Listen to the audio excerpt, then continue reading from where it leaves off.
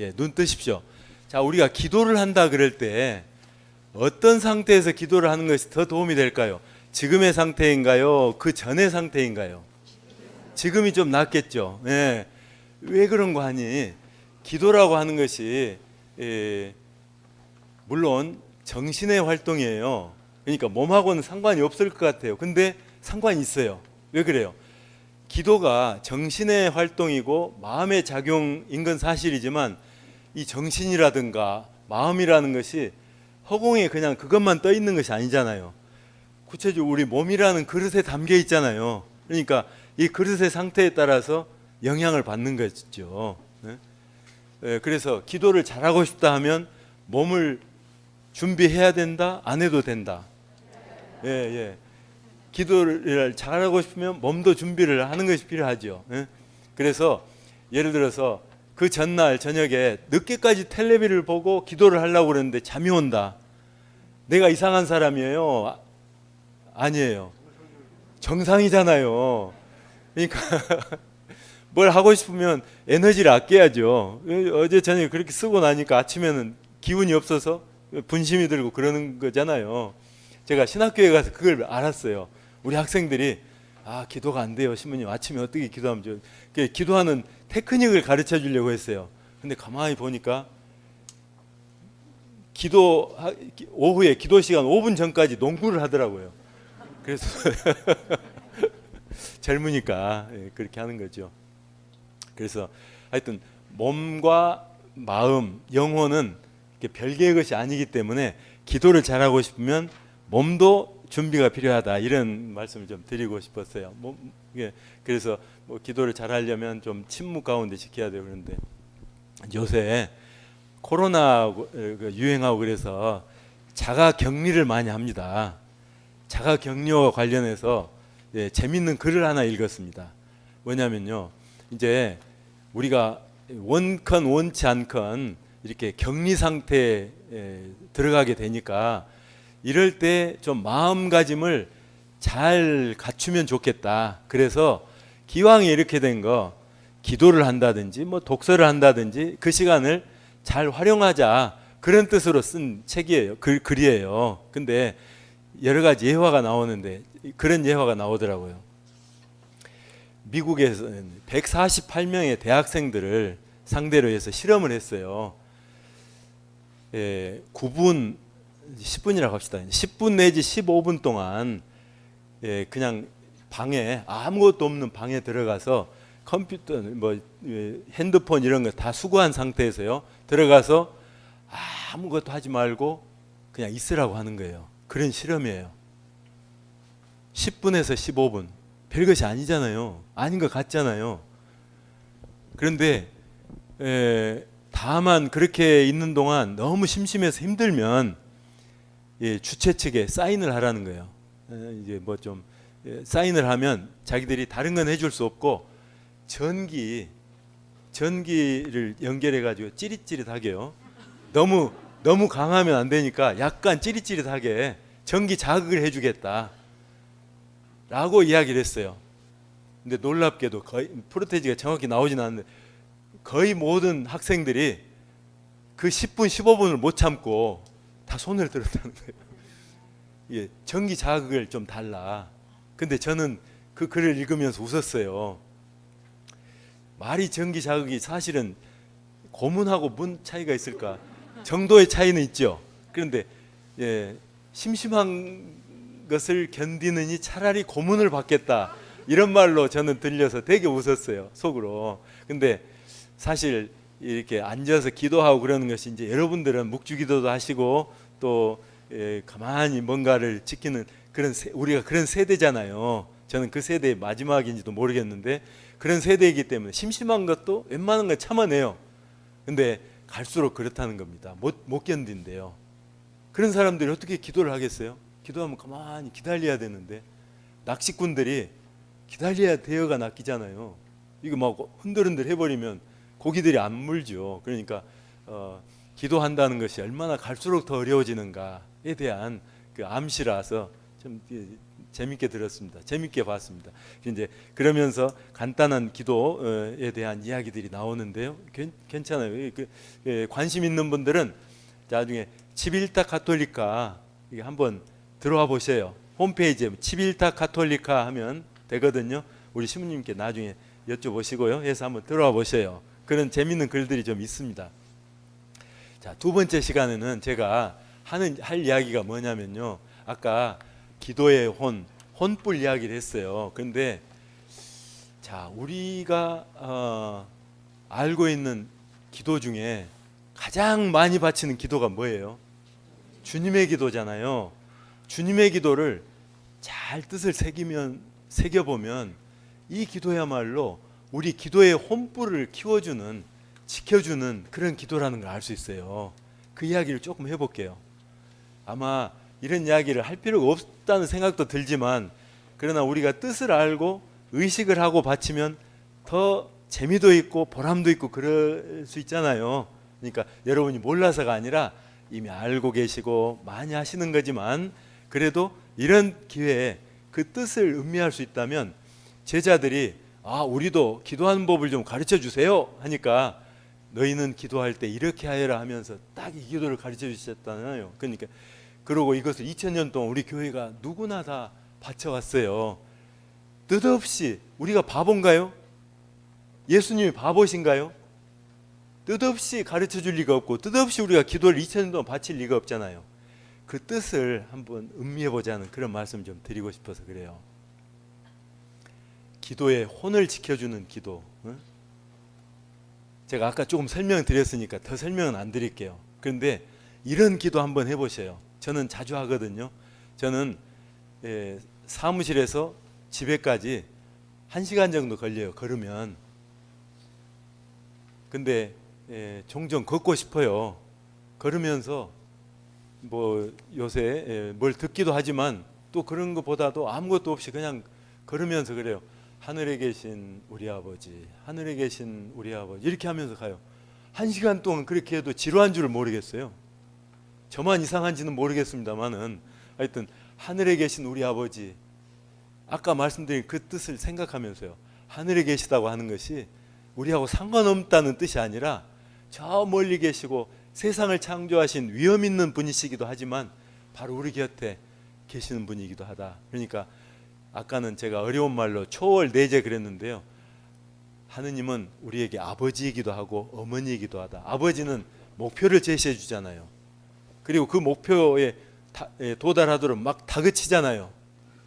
여기에 못 미치면 내 아들이 아니다 하고 막 호적에서 파버린다 하고, 엄마들은 아이고 이러다가 애 잃겠다고 있는 그대로 받아들여 주잖아요. 하느님은 아버지이기도 하고 어머니이기도 하셔요. 나를 있는 그대로 받아들여 주시기도 하고 가야지 이건 아니야 하고 말씀해 주시기도 하는 그런 분입니다. 하늘에 계신 우리 아버지. 그러고 나서 뭘 해요? 뭘 달라는 기도가 많아요. 제가 처음에 영세받고 얼마 안 됐을 때 피정을 갔는데 피정 지도 신부님이 그러시더라고요.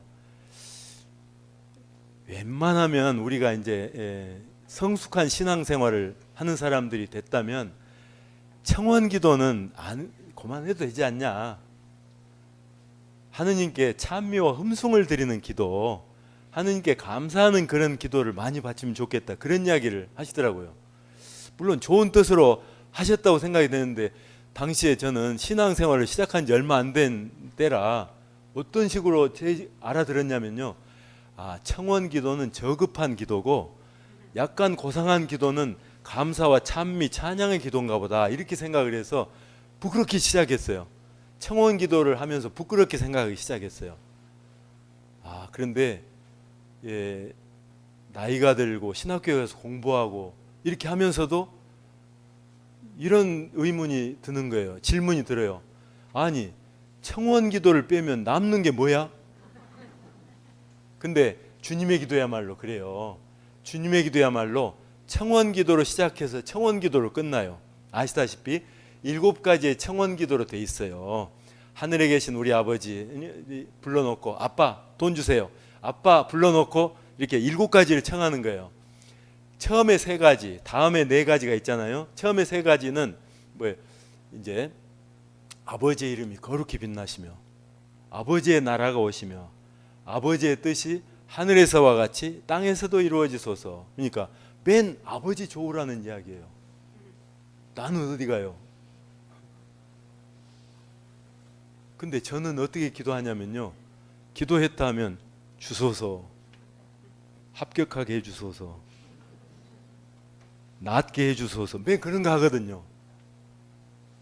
내가 볼 수 있는 거, 확인할 수 있는 청원, 맨 그런 청원을 해요. 그런데 예수님은 너희는 기도할 때 이렇게 하여라.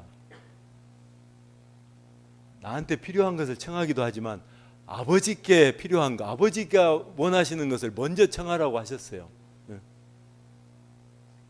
순서가 중요해요.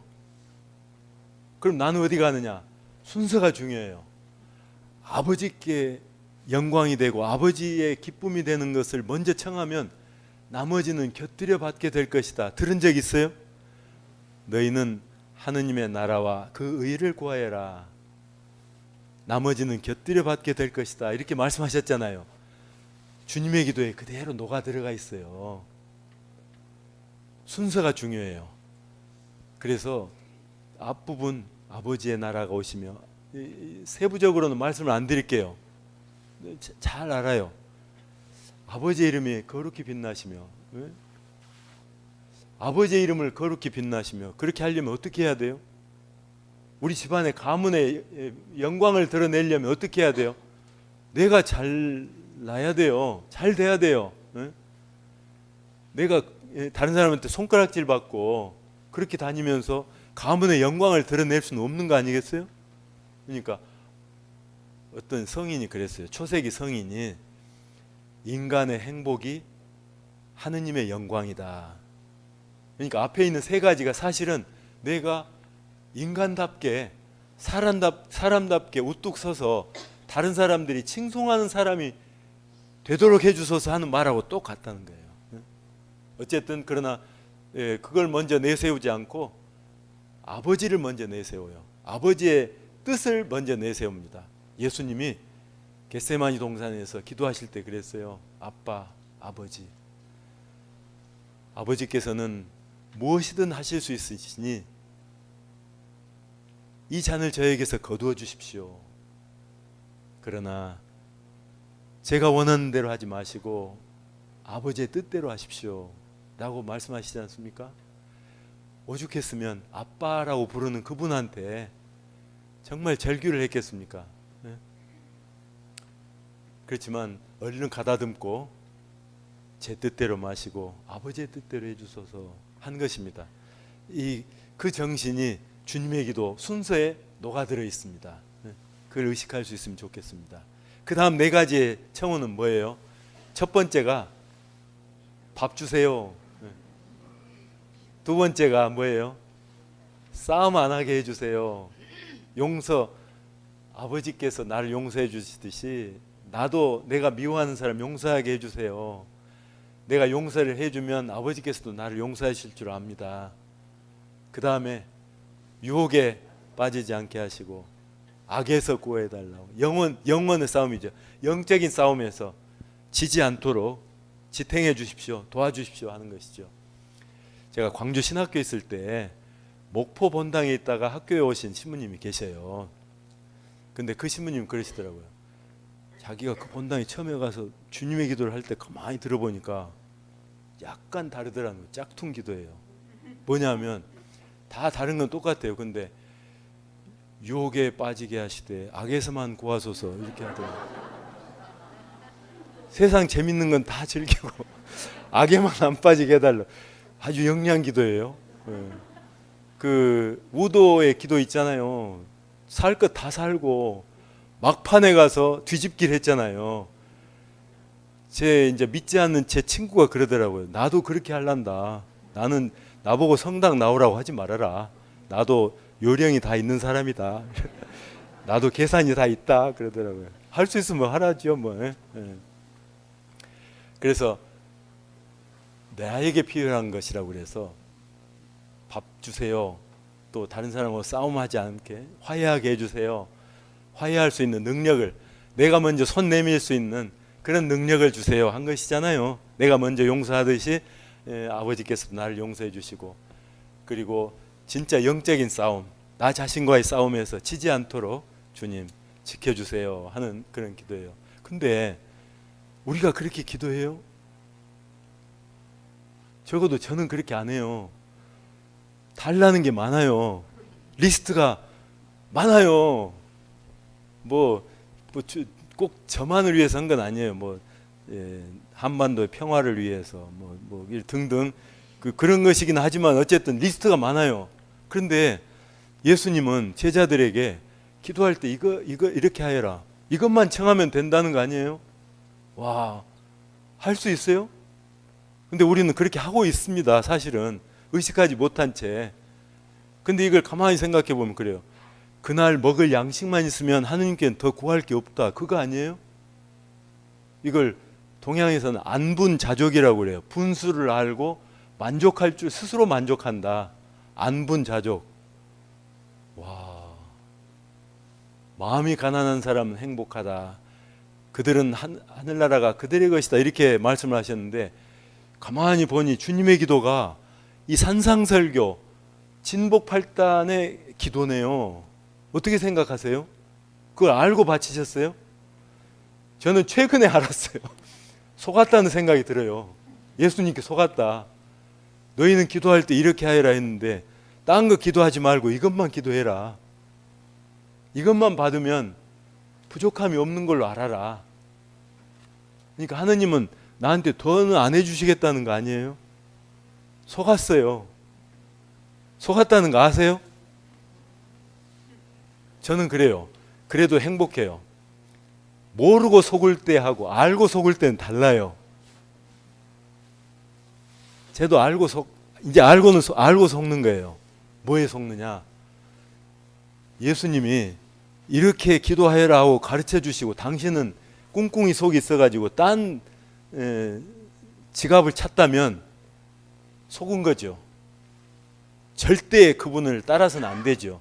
근데 이렇게 기도하라고 가르쳐 주시고 그렇게 사셨잖아요. 그러니까 알고 속은 거죠. 알고 속아야죠. 주님에게도 그러니까 이 안에 담겨 있는 비밀이 상당히 고차원의 것이네요. 그 베르나르도라는 중세 성인이 있어요. 이분은 자기가 수도 생활한다고 출가를 했어요. 가출이 아니고 출가를 했어요. 그러니까 동네 친구들, 친척들 해서 30명이 따라갔어요. 그냥 배웅하러 간 게 아니라 같이 수도 생활하러. 그러니까 얼마나 사람이 괜찮은 사람이었겠어요. 저 친구가 가는 길이라면 나도 따라가겠다 해서 30명이 따라갔다는 거예요. 그만큼 존경받고 매력이 있었던 그런 사람이었겠죠. 이분이 사랑에 대해서 이런 이야기를 했어요. 사랑에는 4가지가 있는 것 같다. 첫 번째, 노예적인 사랑이 있다는 거예요. 내가 꼼짝 없어요. 안 하면 죽어요. 그러니까 노예들은 자기가 결정할 수 없잖아요. 태어나면서부터 그렇게 하는 거예요. 하느님을 사랑하되 노예처럼 사랑하는 사람이 있다는 거예요. 여러분이 그런 분이에요? 이거 뜨끔해요. 근데 두 번째로 품꾼의 사랑이 있다는 겁니다. 품꾼의 사랑. 품꾼은 뭐예요? 내가 이만큼 일해주면 얻는 것이 있어요. 그러니까 내가 하느님의 자녀로서 이렇게 해드리면 그분도 나에게 복을 주시겠지. 거래하는 거죠. 품꾼의 사랑이 두 번째예요. 근데 그런 사랑만 있는 게 아니라 세 번째, 자녀의 사랑이 있다는 겁니다. 자녀의 사랑은 뭐냐면요, 자녀가 부모님을 사랑하는 것은 마땅히 해야 될 거잖아요. 왜냐하면 자기도 그만큼 사랑을 받았으니까 우러나와서 사랑을 해드려요. 그런데 이것은 품꾼의 사랑과는 조금 다르죠. 부모님이 연로하시고 막 이렇게 해도 내가 얻는 것이 없어도 이미 과거에 다 가부를 한 것이긴 하지만 이렇게 해드리고, 또 심지어는 뭐 장애인인, 예? 또 앞 못 보는 그런 부모님이라 하더라도 부모님이니까 사랑을 하죠. 그런 사랑이 있다는 거예요. 세 번째. 그런데 이런저런 사랑 다 떠나서 신비적인 사랑도 있다는 겁니다. 왜 하느님을 사랑하느냐? 이유가 없어요. 그냥 하느님이시니까 사랑하는 그런 사랑도 있다는 거예요. 그런데 주님의 기도를요, 부지런히 바치고 알면서 속으면서 바치면 점점 노예적인 사랑에서 거래하는 품꾼의 사랑으로, 그 다음에 자녀적인 사랑으로, 마침내 신비적인 사랑으로. 그러니까 하느님이시니까 사랑하지. 아이고 고맙습니다. 예. 예. 제가 광주 신학교 있을 때 그걸 느꼈어요. 제주도 학생들 엄청 친절해요. 몸에 배어 있어. 그리고 우리 문창우 주교님이요, 같이 학교에서 있었거든요. 그때 강호일 주교님이 학교 신부들 초대했어요. 그 제주도 성지순례 한다고, 표착성당, 뭐 정난주 마리아 거기도 가고 그랬어요. 또 뭐 다 다녔거든요. 아, 문창우 주교님 진짜 친절해요, 사람이. 예. 예, 교황님이 어떻게 그런 분을 딱 알고 뽑으셨는지 정말 놀랍습니다. 주님의 기도 부지런히 바치면 점점 우리가 말하자면 격이 높아진다니까요. 노예적인 사랑에서 품꾼의 사랑으로, 자녀적인 사랑으로, 신비적인 사랑으로 점점 높아진다는 거예요. 주님의 기도를 그러니까 이런 점들을 의식하고 바치시면 좋겠습니다. 요약해서 말씀드리면 그거예요. 하늘에 계신 우리 아버지의 뜻이 뭐라고 저는 말씀드릴 수 있냐면, 아, 하느님은 아버지처럼 엄격하기도 하고 목표를 제시해 주면서 굴러 가라 하는 아버지 같은 분이시기도 하고, 또 하늘에 계시다는 말이 이렇게 높은 데만 있다는 게 아니라 어디서나, 땅에 있는 곳은 어디서나 볼 수 있는 곳이다 하는 그런 의미에서 내재적이다, 내 곁에 계시다, 친밀하신 분이다, 이런 의미에서 어머니 같은 분이시기도 하다. 하느님은 아버지이기도 하고 어머니이기도 하다. 이것이 하늘에 계신이란 그 말 안에 들어있다고 말씀드렸습니다. 이걸 생각하면서 하늘에 계신 우리 아버지, 하늘에 계신 우리 아버지, 이거 되풀이해도, 이것만 해도 훌륭한 기도라고 생각이 돼요. 제가 그걸 체험하고 있어요. 그 다음에 위에 있는 세 가지 청원기도에 대해서 또 말씀을 드리고 싶어요. 청원기도가 저급한 기도라고 해도 되겠어요? 그러면 안 된다니까요. 예. 그 대신에 청원기도에 대해서는 제가 늘 신학생 때부터 갖고 있던 질문이 있었어요. 뭐냐면요, 예수님이 어디에서는 끝까지 기도하여라, 청하여라 받을 것이다, 두드려라 열릴 것이다 하면서 밤에 친구가 찾아왔는데 줄 음식이 없어요. 그래서 할 수 없이 옆집에 가서 여보게 미안하네, 빵 좀 꿔주게 하는데, 야 이 사람아, 자고 있는데, 나도 자고 애들도 다 자는데 무슨 짓인가, 안 되네 하고 딱 들어가죠. 근데 또 하면 귀찮아서라도 이러다 오늘 잠 못 자겠다, 귀찮아서라도 주지 않겠냐, 과부와 재판관 이야기도 하시면서 그러잖아요. 그러니까 될 때까지 기도하여라, 그러나 몇 사람이나 끝까지 기도할지 모르겠다, 그런 말씀 하셨잖아요. 그러니까 기도를 끝까지 하라는 말씀을 하셨잖아요, 틀림없이. 근데 다른 데서는 보면요, 너희는 이방인처럼 빈말을 되풀이하지 말아라. 하느님은 너희들이 말하기도 전에 필요한 것을 다 하신다 그러셨어요. 자, 그러면 우리 입장에서 기도를 해 말어 어떻게 생각하세요? 해야 돼요, 말해야 돼요?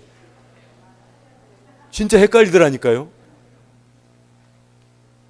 답을 다 하시네요. 그래서 제가 이제 묵상을 좀 해봤어요.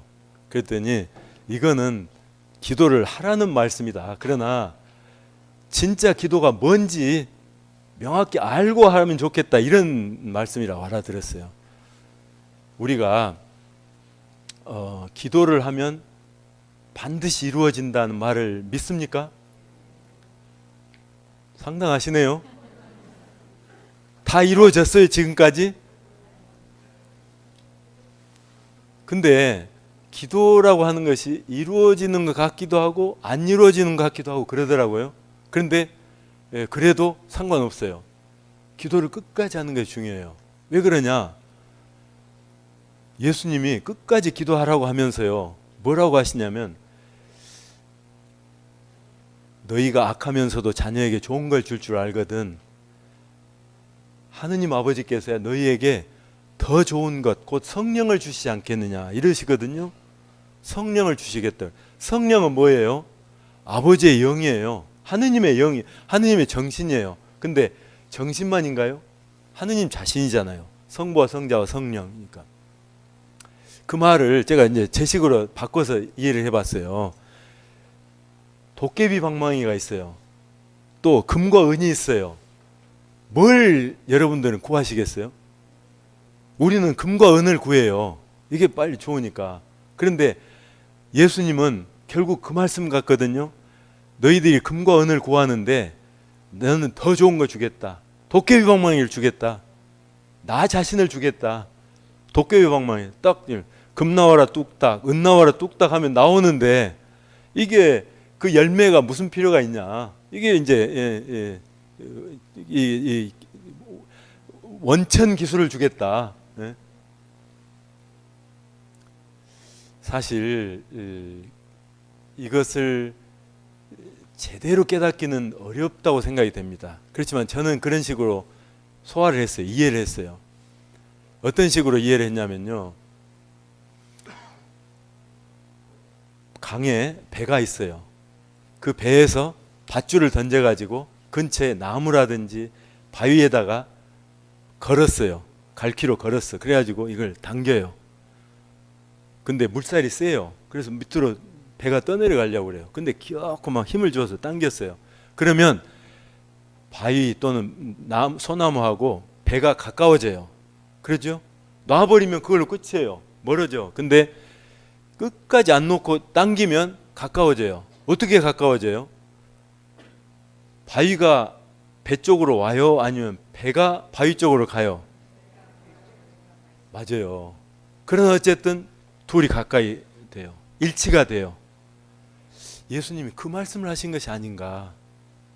얼른 봐서 이루어지지 않은 것 같아도 끝까지 그것을 청하고 그러면 하느님께서 그 마음을 보시고 그보다 더한 것도 주실 수 있다. 그런 마음을 이렇게 솔직히 우리에게 내보이시는 것이다. 그러니까 겉으로 봐서 얻지 못한 것 같아도 얻은 것으로 생각하고 믿고 기도를 해다오, 이런 말씀이 아니신가 하는 거예요. 그래서 주님의 기도, 이거를 정말 끝까지 바칠 수 있으면 좋겠습니다. 마음이 가난한 사람은 행복하다. 하늘나라가 그들의 것이다. 또 아까도 말씀드렸죠. 겟세마니 동산에서 기도하시는 그거, 그 정신들이 다 녹아들어 있어요. 주님의 기도 안에. 기도하시면서 언뜻 그걸 좀 떠올리시면 좋겠습니다. 기도에 국적이 있다는 겁니다. 어떤 기도는 그것을 부지런히 하면 할수록 더욱 크리스찬적이 되고, 어떤 기도는 부지런히 하면 할수록 더욱 불교 신자다운 사람이 되고, 그런 기도가 있다는 거예요. 이해가 되세요? 그럴 수 있을까요? 예를 들면 어떤 그리스도인이 불교 좌선을 열심히 해요. 아니, 그리스도인이라고 하면 좀 헷갈리니까 예비자가 예비자 교리를 한 두세 번 나왔어요. 그러다가 어떻게 해가지고 불교 좌선 기도를 배우게 됐어요. 그래서 그 기도를 맞들이게 됐어요. 그리고 이제 성당을 더 이상 안 나가요. 근데 교리는 더 이상 안 배웠지만 3년이 지나도록 일주일에 두세 번은 꼭 좌선 기도를 30분씩 했어요. 일주일에 두세 번씩, 하루에 두세 번씩, 아니, 예, 일주일에 두세 번이라도 꾸준히 했어요. 자, 3년 뒤에 이 사람을 만났어요. 이 사람이 1번 크리스찬으로서 성장했을까요? 2번 영적으로 성장했을까요? 약간 헷갈리죠. 저는 그래요. 1번 크리스찬으로 성장했을까에 대해서는 자신할 수 없다. 2번 영적으로 성장했다. 이건 동그라미를 주고 싶어요. 왜냐하면 영적으로는 좌선 기도를 통해 성장할 수 있잖아요. 근데 모든 영적인 사람이 크리스찬은 아니잖아요. 크리스찬으로 성장한다는 것은 뭐겠어요? 우리의 모범은 누구세요? 길이요 진리요 생명이신 예수 그리스도 아닌가요? 그러니까 예수님을 더 잘 알고 예수님을 더 사랑하고 예수님을 더 가까이 따르고자 하는 그런 열망을 가진 사람이면 크리스찬인 거죠. 크리스찬으로 성장해 가는 것이죠. 더 가까이 가고 더 알려고 할수록 더 알수록. 근데 좌선 기도만 부지런히 한다고 해서 그것이 보장이 안 되잖아요. 그래서 그렇게 저는 답을 내린 겁니다. 제가 좀 설명을 더 하고 싶은데 시간을 줄이기 위해서 건너뛸게요. 요는 뭐냐면요. 그리스도교적인 그런 진리가 있다고 할 때 성경을 안 보고 딴 데서 이렇게 찾아내는 것이 그렇게 쉬운 일일까 하는 거예요. 다시 말해서요. 성경은 구약 시대부터 쭉 하느님께서 나는 이런 사람이다, 이런 존재다 하고 역사를 통해서 세상을 통해서 예언자들을 통해서 알려오셨습니다. 그리고 그것을 이어받아서 그리스도께서 나는 길이요 진리요 생명이다. 나를 거치지 않고는 아무도 아버지께 갈 수 없다. 이렇게 고백을 증언을 하신 것 아닙니까? 그리고 그분이 가신 길은 십자가의 길이었고 또 부활의 길이었습니다. 이분을 아는 것, 또 이분을 통해서 우리에게 알려진 그 진리, 이것들은 성경 밖에서는 알 수 없는 진리 아닌가요? 다시 말해서요. 오직 성경을 통해서만 알 수 있는 진리가 있다라는 데 동의를 하셔요? 예. 성경 안에서만 얻을 수 있는 진리가 있다는 겁니다. 제가 이제 다른 종교의 경전과 성경의 차이점 이런 것들에 대해서도 말씀을 드릴까 했는데 그건 건너뛸게요. 예, 글을 좀 읽어보세요. 제가 글은 우리 신부님께 다 드릴게요. 예? 그럼 원하시는 분들은 해가지고 슥슥 해서 받아서 하셔요. 예? 사바사바. 신부님 친한 사람들한테만 주실 거예요. 아무나 안 주시고. 예? 그래서 성경으로 바치는 기도가 고유한 의미가 있다는 거예요. 딴 데서는 얻을 수 없는 진리를 렉시오 디비나는 우리에게 줄 수가 있다는 겁니다. 렉시오 디비나가 뭔지는 아실 거예요. 그리고 그 반모임 같은 데에서 성경 나누기 7단계 있잖아요. 그걸 다 하셨어요. 그래서 설명을 안 해도 아셔요. 그렇지만 이 점에 유의하면 좋겠다 싶은 것이 세 가지 있어요. 그걸 나누려고 그래요. 첫 번째, 성경을 읽을 때요. 미안합니다. 시건방진 태도로 하지 마시라는 거예요. 감동을 하면서 읽으시라는 거예요. 감동을 하면서. 이건 누구한테 들은 이야기냐면요. 전주교구에 이병호 주교님한테서 들은 이야기예요. 이병호 주교님이 아시는 분은 아시겠지만 성경을 막 달달달 외우셔요. 그런데 마침 이병호 주교님 차를 탄 적이 있어요. 그래서 궁금하기도 해서 여쭤봤어요. 비결이 뭡니까? 하니까 생각을 하시더니 첫 번째 대답이 그러셨어요. 내가 가장 자신 없는 것이 기억력입니다. 그러시더라고. 두 번째 말씀은 뭐냐면요. 비결이라고 한다면 당신은 성경을 읽을 때 항상 처음 읽는 것처럼 감동을 하면서 읽으신대요. 감동을 하면서. 예를 들면 오늘 복음에서 이런 이야기가 있었어요. 천사가 마리아의 집으로 들어가 말하였다. 이 글을 읽으면, 이 부분을 읽으면서 아, 그런가 보지 뭐. 알아. 한두 번 들은 것도 아닌데 라고 생각할 수 있어요. 그런데 감동하면서 읽는다면요, 천사가 마리아의 집으로 들어가? 아, 천사가 마리아의 집으로 들어가? 어떻게 들어갔을까? 창문으로 들어갔을까? 아니면 벽을 이렇게 투명하게 이렇게 갔을까? 감동, 새삼스럽게 생각하면서 읽는 거예요. 말하였다. 천사가 말을 했으면 고막을 울릴 수가 있었을까? 몸이 없는데? 이런 생각이 들잖아요. 어쨌든 말하였다.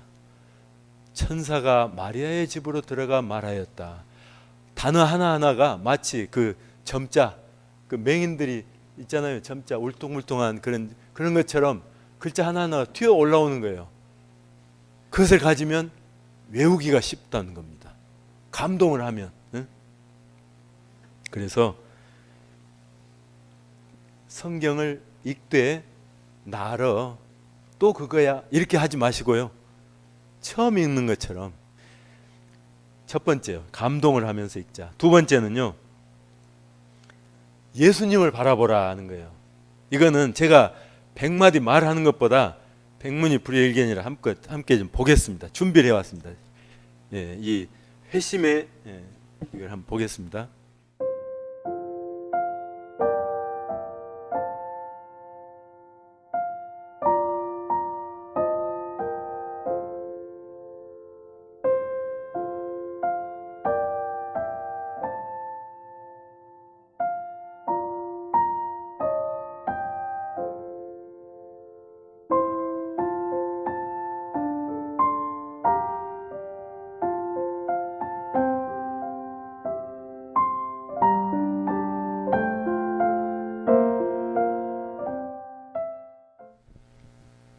그러죠. 사실 주님에 대해서 나누고 주님을 발견하고 그러고 싶은데 자기도 모르게 거울처럼 자꾸만 돌아오고 그러는 것이 우리 경향이죠. 이걸 극복하자, 이런 초대로 말씀을 해주신 겁니다.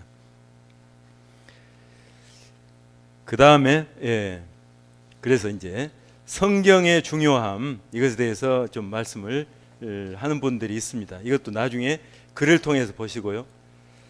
그 다음에 또 말씀을 나누고 싶은 것이 이냐시오식 관상입니다. 성경을 가지고 묵상을 하는데 지금 한마디 한마디 곱새기 가면서 하는 것이 렉시오 디비나라고 말씀을 드렸습니다. 그런데 이것을 통째로 이해를 하고 그 장면 안으로 들어가서 그 마음을 헤아려 보고 그 말씀을 들어보려고 하고 그런 기도 방법도 있을 수 있다는 겁니다. 이것을 다른 의미에서 관상이라고 그래요. 관은 볼 관자에 상은 묵상한다는 겁니다. 보면서 묵상을 하는 겁니다. 그래서 이제 우리가 영화 같은 것을 본다고 하면요, 한번 오늘 복음에 해당되는 그 내용, 성모님께 잉태고지를 하는 그런 장면, 영화가 있어요. 그래서 좀 그 부분을 띄워왔는데요. 한번 그걸 보시면서 어떤 생각이 드시는지 한번 보십시다.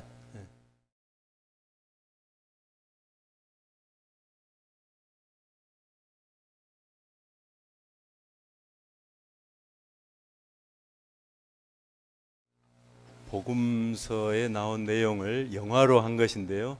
이런 영화의 도움을 받을 수도 있고 또 우리가 상상 속에서 내가 영화를 만들 수도 있고 그러죠.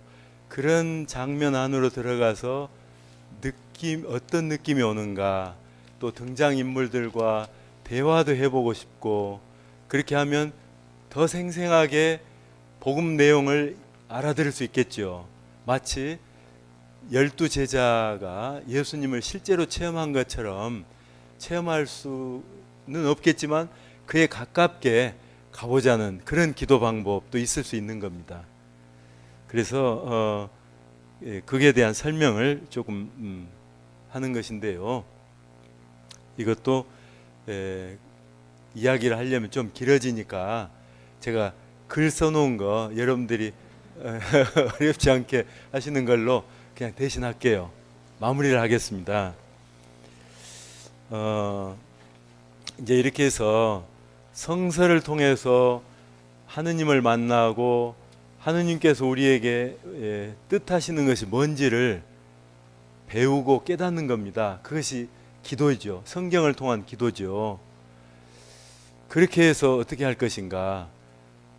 예수님이 우리들에게 알려주시는 그 말씀들을 잘 알아듣는 그런 가운데 마음의 눈이 뜨이고 영의 눈이 뜨입니다. 그것을 심한 영안이라고 불러볼게요.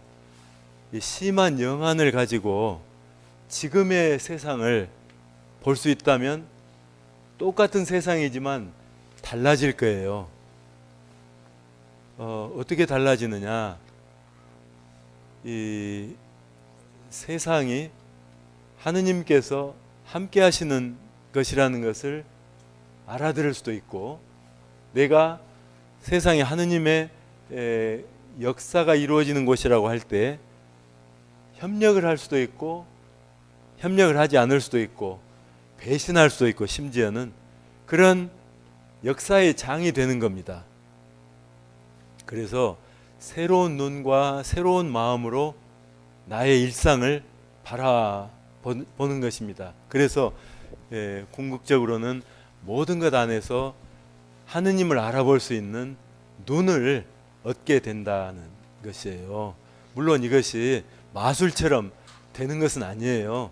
꾸준히 조금씩 익혀가는 것이죠. 그런데 가장 중요한 게 뭐냐?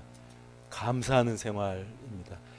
이제 바오로 사도가 데살로니가 전서 5장에서 그렇게 이야기했죠. 늘 기도하십시오. 항상 기뻐하십시오. 모든 일에 있어서 감사하십시오. 이것이 그리스도 예수님을 통해서 하느님께서 우리에게 가지신 뜻입니다. 뭐라고 하죠? 가지신이라기보다도 여러분에게 바라시는 하느님의 뜻입니다. 이렇게 말씀을 하셨습니다. 기뻐하고 늘 기도하고 모든 일에 감사하는 것, 이것이야말로 우리 크리스찬의 영적 생활의 이상이라고 할 수 있습니다. 기도는 이것을 위한 것이지 다른 것이 아니에요. 기도 자체가 목적이 아니잖아요.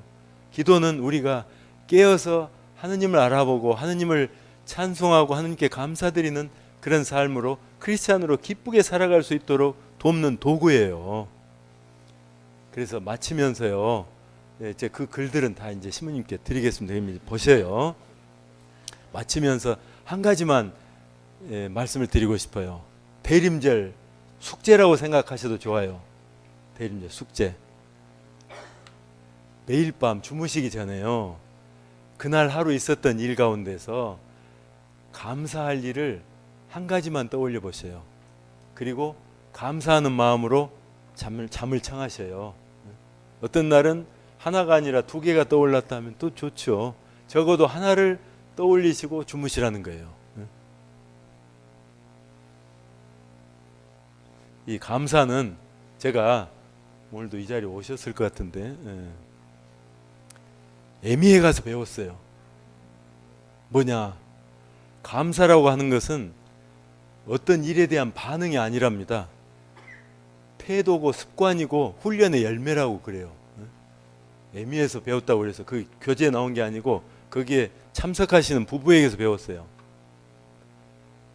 남편이 처음에는 감사를 가지고 이야기하자고 하니까 할 이야기가 없었대요. 한 달이 지나니까 5가지는 금방 이렇게 할 수가 있었대요. 한 몇 달이 지나니까 10가지도 쉽게 쓸 수 있어요.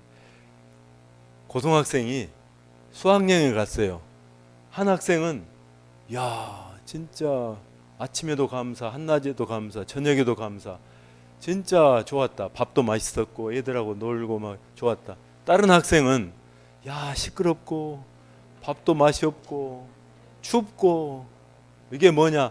근데 똑같이 수학여행을 갔는데 한 학생은 그렇게 감사를 느끼고 감사하는데 다른 학생은 불평, 불만 이렇게 우리가 느끼는 거 아니에요? 그러니까 어떤 상황에 처하면 나도 감사하지 뭐.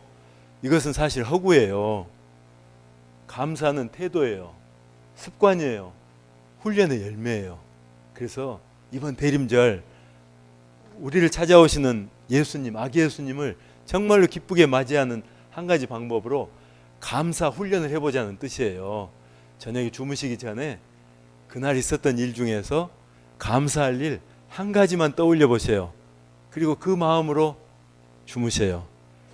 어려운 일, 힘들었던 일도 있을 거예요. 그렇지만 감사하는 것 그거 하나 떠올리시면서 잠드는 습관을 가져보세요. 그러면 승리하는 크리스찬 생활을 하실 수가 있습니다. 정말로 시간 많이 길어졌는데 고맙습니다.